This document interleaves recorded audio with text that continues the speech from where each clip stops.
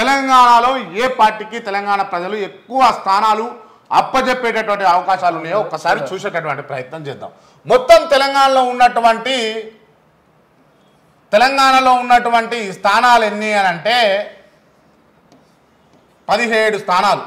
17 స్థానాల్లో హైదరాబాద్ రిజర్వ్డ్గా ఎవరికి ఎంఐఎంలకు. బట్ ఏం జరిగింది, ఎంఐఎంకు ప్రత్యామ్నాయంగా బీజేపీ ఒక సంచలనాత్మక నిర్ణయం తీసుకుంది. ఒక మహిళను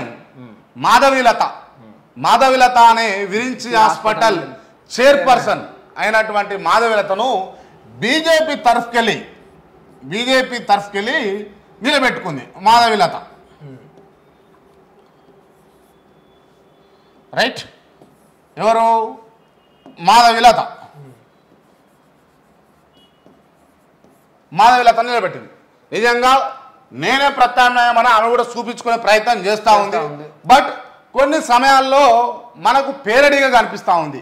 ఏంది ఇట్లా అని తీసి ఇట్లా బాణం వేస్తుంది, ఇంకోటి ఇట్లా అని అంటా ఉంది, పతంగులు ఎగరేస్తా ఉంది.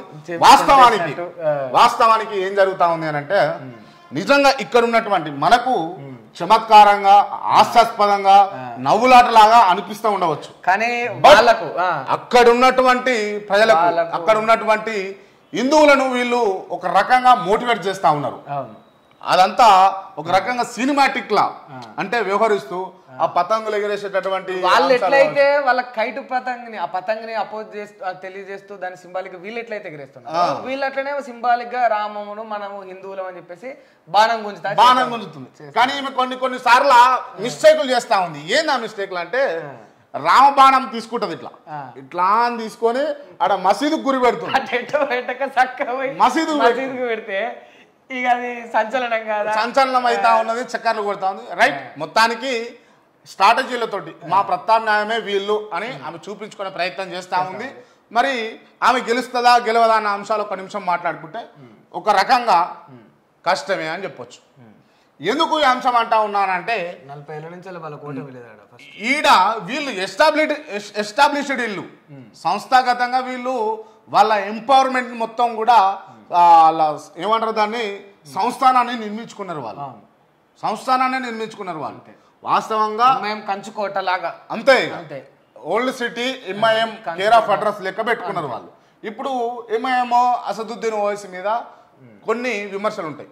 వాస్తవానికి నాకు మిత్రుడు చెప్తా ఉంటాడు, అసదుద్దీన్ ఓవైసీ అనేటటువంటి వ్యక్తి క్రూరంగా క్రూయాలిటీగా మాట్లాడినా కూడా హిందువుల పట్ల ఆయనకు ప్రేమ ఉంటుంది.